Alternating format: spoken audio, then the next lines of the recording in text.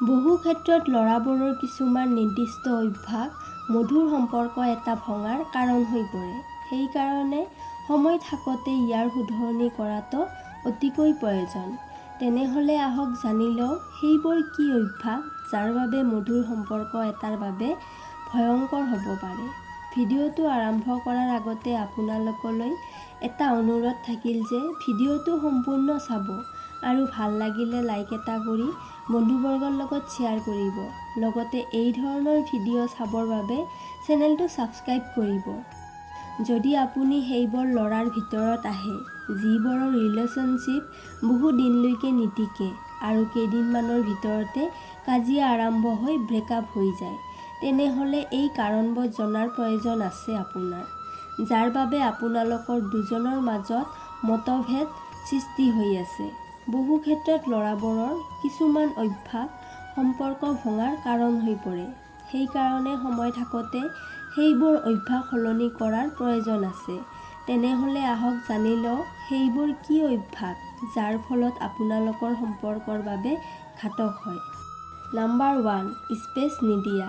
কোনো এজনী ছোৱালীৰ লগত ৰিলেশ্যনশ্বিপত অহাৰ পিছত দেখা যায় যে ল'ৰাবোৰে বিচাৰে তেওঁৰ পাৰ্টনাৰজনী দিনজোৰা কেৱল তাৰ লগতেই থাকক, ফোনত, চেট কৰি নাইবা সন্মুখত। ছোৱালীবোৰক পাৰ্চনেল স্পেচ নিদিয়া বহু ক্ষেত্ৰত ৰিলেশ্যনশ্বিপ ভাঙি যোৱাৰ কাৰণ হিচাপে দেখিবলৈ পোৱা যায়। কিয়নো ল'ৰাবোৰে এইটো বুজিব লাগিব যে ছোৱালীবোৰৰো এটা পাৰ্চনেল লাইফ আছে, য'ত তাইৰ কিছু সম্বন্ধীয় আৰু ফ্ৰেণ্ডছ থাকিব পাৰে।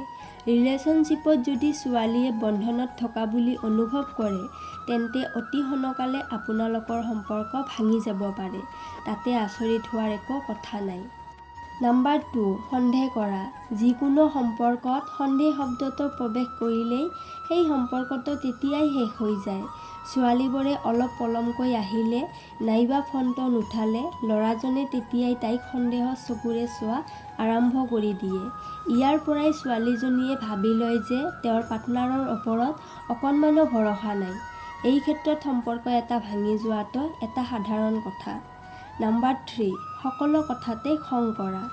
যদি আপুনিও সেইবোৰ ল'ৰাৰ ভিতৰত পৰে যিবোৰে সকলো সৰুবোৰ কথাতে খং কৰি চিঞৰিবলৈ আৰম্ভ কৰে আৰু সেই সময়ত আপুনি এইটোও নাচায় যে আপুনি মাৰ্কেট প্লেচত আছে নাইবা পাব্লিকৰ মাজত আছে, এই ধৰণৰ অভ্যাস থকা ল'ৰাবোৰৰ লগত ছোৱালীবোৰে ৰিলেশ্যনশ্বিপত থাকিব নোখোজে।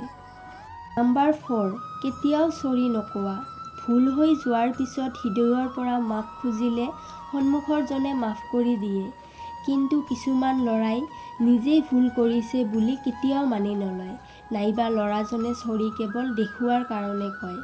এই ধৰণৰ অভ্যাস থকা ল'ৰাৰ লগত ছোৱালীবোৰে কেতিয়াও ৰিলেশ্যনশ্বিপত থাকিব নোখোজে। তেনেহ'লে আজিৰ ভিডিঅ'টো ইমানখিনিয়ে আছিল। যদি ভিডিঅ'টো ভাল লাগিছে তেন্তে লাইক এটা কৰি আমাৰ মনোবল বৃদ্ধি কৰিব। লগতে আপোনাৰ বন্ধুবৰ্গৰ লগত ভিডিঅ'টো শ্বেয়াৰ কৰিবলৈ একেবাৰে নাপাহৰিব। তেতিয়াহ'লে আজিলৈ ইয়াতেই সামৰিছোঁ। ধন্যবাদ।